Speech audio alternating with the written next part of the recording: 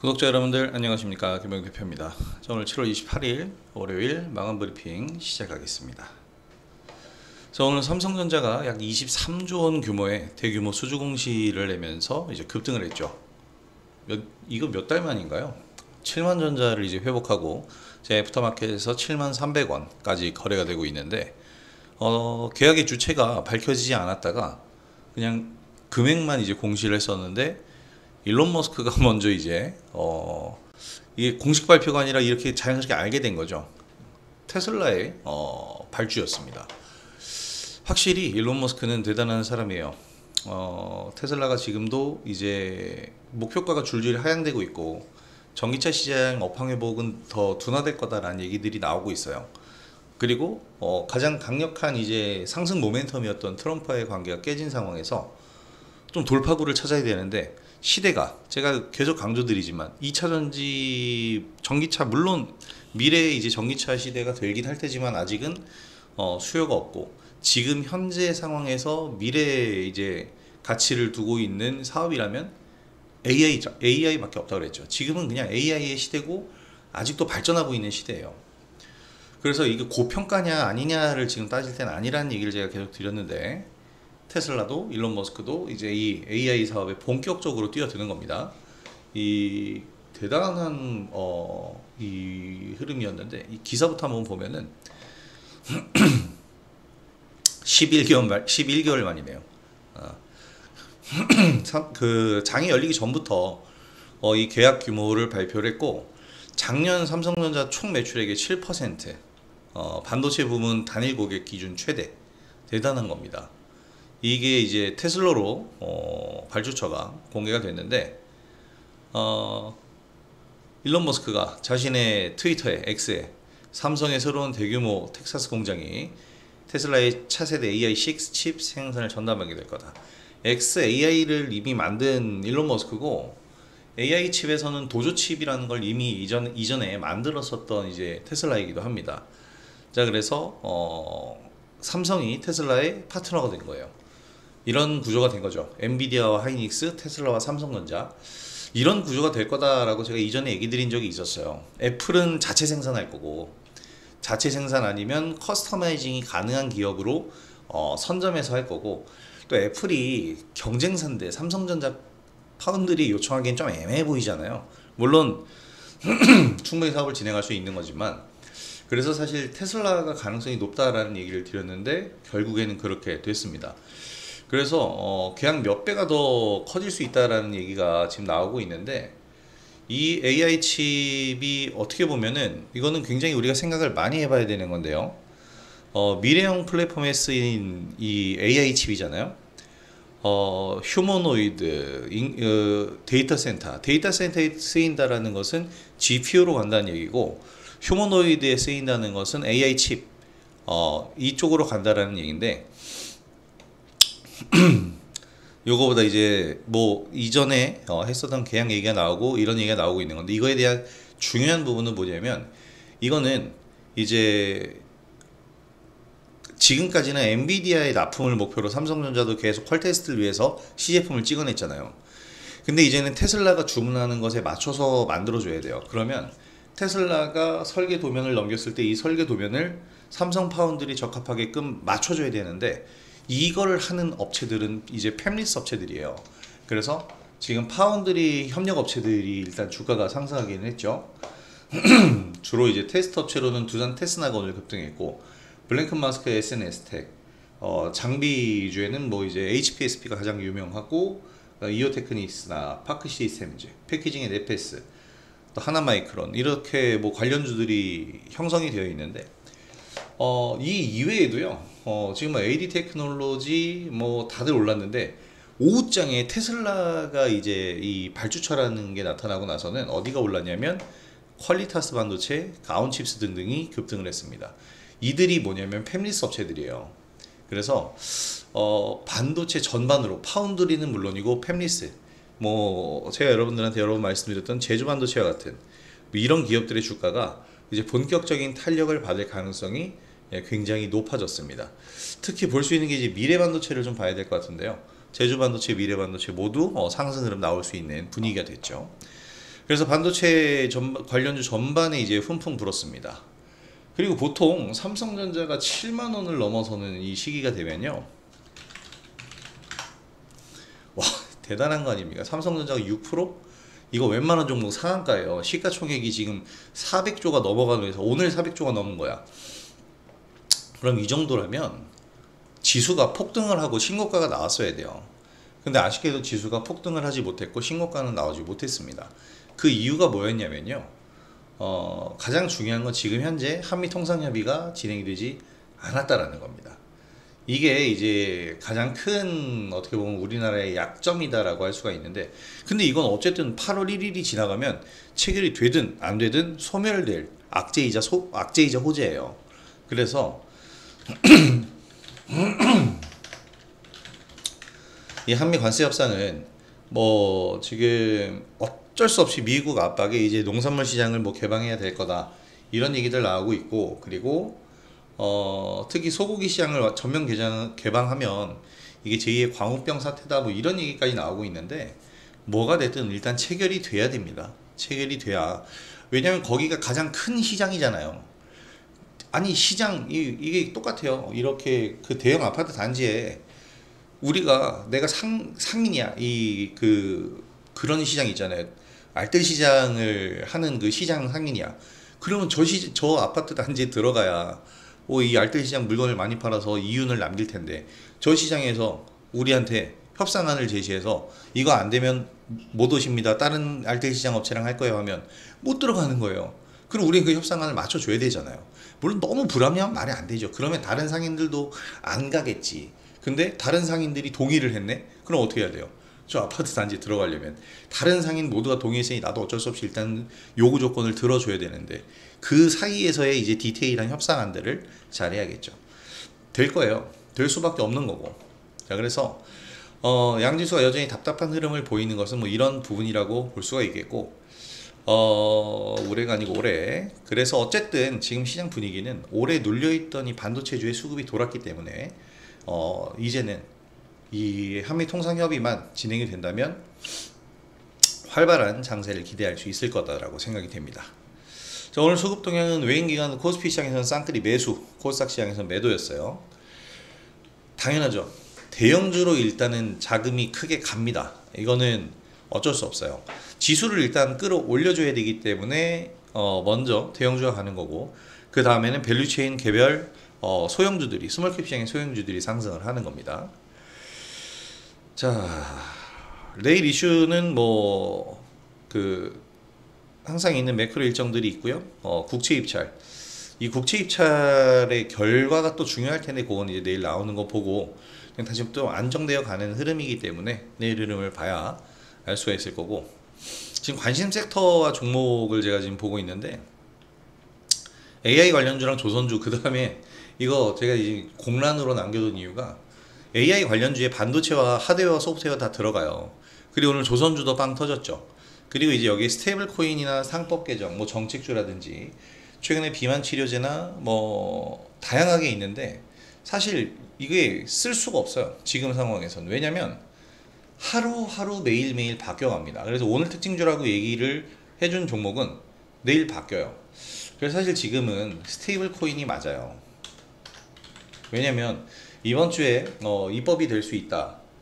그러니까 상정이 될 수 있다라는 얘기까지 나왔기 때문에 스테이블 코인 관련주가 힘을 좀 받을 거다라고 생각을 하는데, 과연 이게 좀 임팩트 있게 받을 수 있나, 그리고 재료 소멸성으로 어차피 하락을 하게 될 텐데 그 재료 소멸성 하락이 좀 길지 않고 짧게 끝날 수 있느냐, 뭐 이런 부분들 다 체크를 해야 되니까요. 그런 부분들은 좀 체크를 해봐야 될 것 같고요. 자, 그래서 오늘 프리마켓에서는 스테이블코인 관련주들이 강세였습니다. 그래서 우리는 다날 지난주에 8,400원 매수했고 방평단은 8,000원 이하권인데 9,400원 절반 수익 실현, 프리마켓에서 제가 사인을 드렸고, 대응하실 수 있었던 분들 대응하셨을 거고, 못한 분들은 추후에 계속해서 가격 관리 노려볼 겁니다.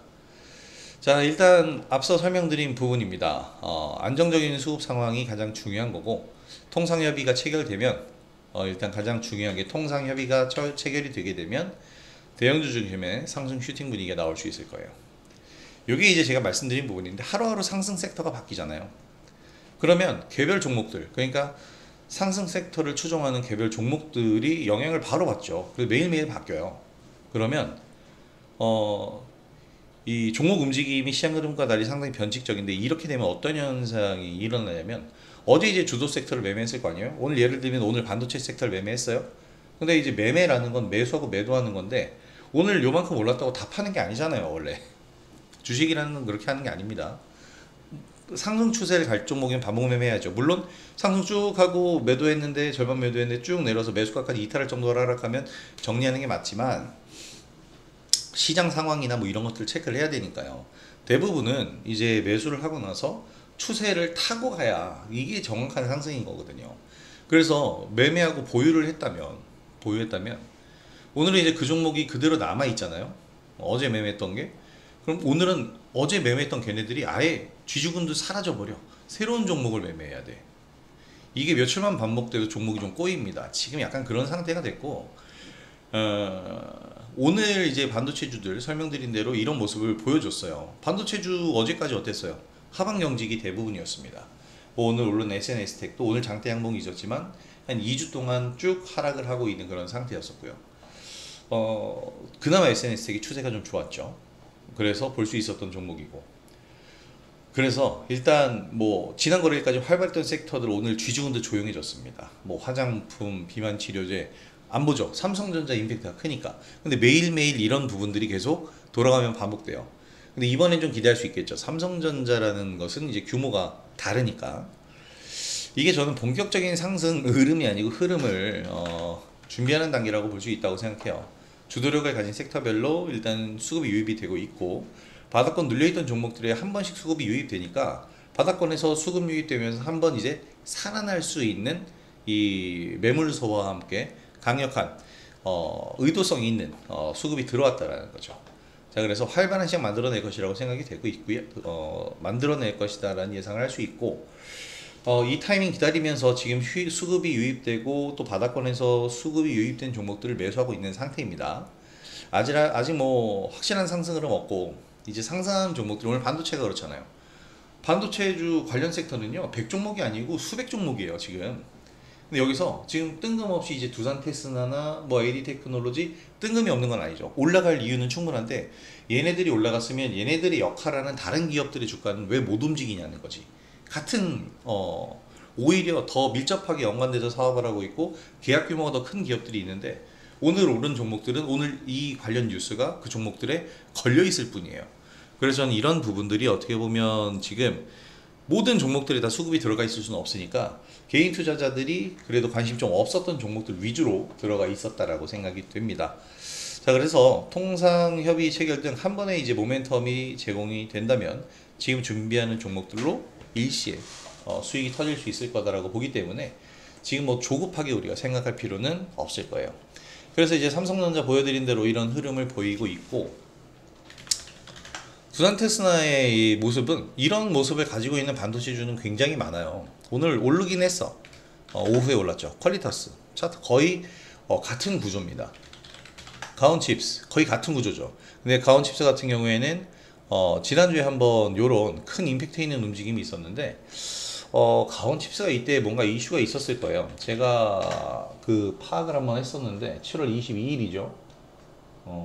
무슨 주식 거래 쪽 지분 변동이라든지 이런 쪽이었던 것 같은데, 거래량이 그렇게 많지 않았거든요. 그래서 어쨌든 가온칩스는 가온칩스 역시 비슷한 흐름을 가지고 있었고, 자, 이런 상황에서 지금 어떤 종목 FST도 최근에 추세는 좀 있었죠.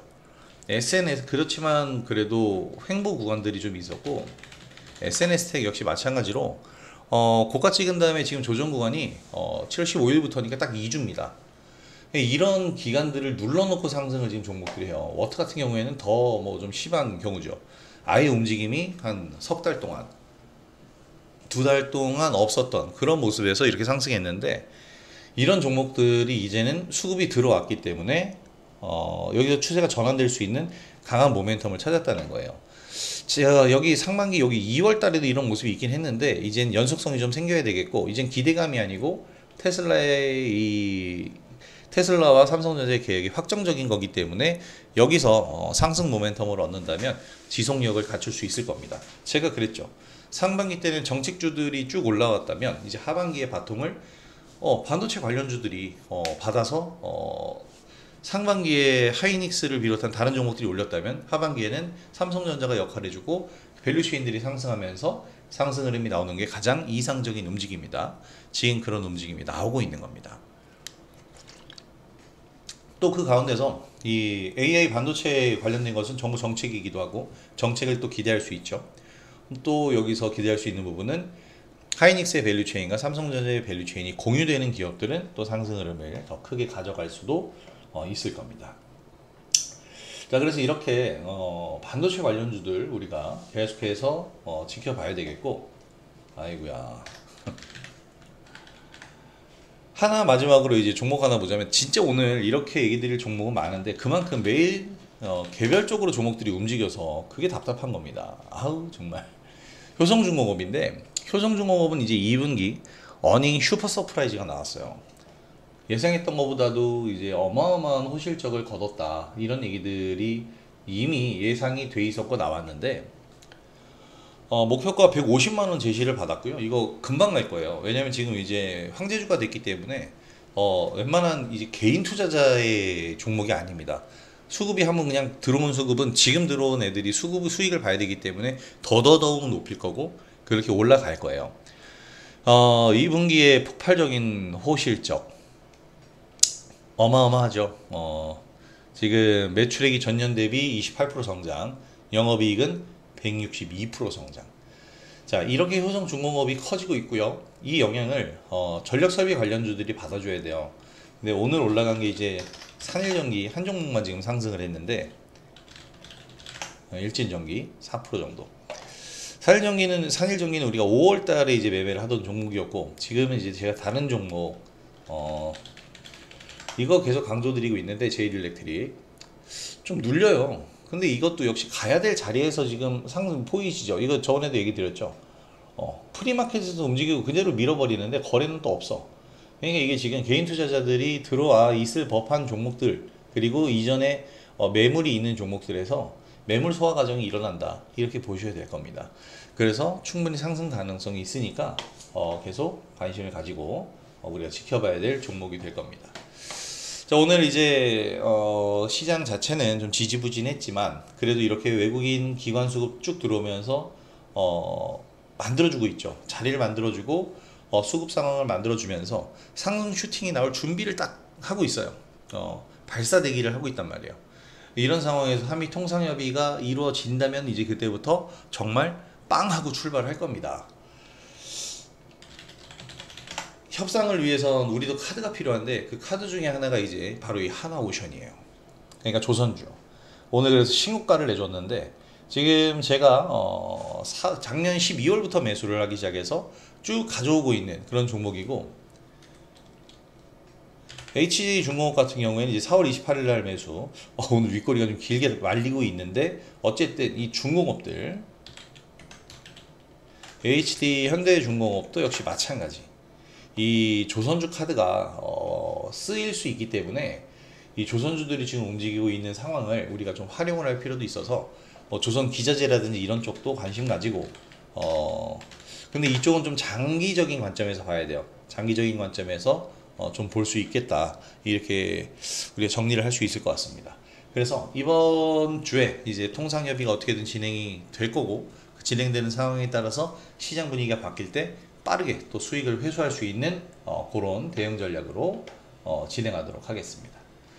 오늘 월요일 장은 뭔가 굉장히 요즘 월요일 장마다 좀 피곤하고 지루한, 딱 일주일 전에는 외국인이 한 8천억 순매수하면서 끌어올려줬는데 종목은 막상 그렇게 활발하지 않았거든요. 이게 가긴 가는데 조금 가죠. 대형주로 자금이 몰려서 그런 거니까 지금 시장 조금은 답답하더라도 조급해하지 마시고, 이제 우리 수익 터질 때 거의 다 다가왔으니까 그 타이밍을 잘 잡아보도록 하겠습니다. 자, 오늘 시장도 잘 대응해 주셔서 감사드리고요. 여러분들, 구독자 여러분들 수익 올리시는데 제 영상이 많이 도움이 됐으면 좋겠습니다. 오늘 영상도 도움이 되셨다면 구독하기와 좋아요 한 번씩 부탁드리도록 하겠고요. 오늘 영상은 여기서 마무리하도록 하겠습니다. 자, 편안한 오후 되시고, 지금 연일 폭염 때문에 미쳐버리겠는데 집에 에어컨을 켜도 더워요. 끈적거림이 야 대단하죠. 폭염에 건강 조심하시고 푹 쉬시고 내일장에서 뵙도록 하겠습니다. 자, 내일장도 파이팅 하도록 하시고요. 오늘 영상은 여기서 마무리하도록 하겠습니다. 자, 김영희 대표였고요. 내일 영상으로 다시 찾아뵙겠습니다. 감사합니다.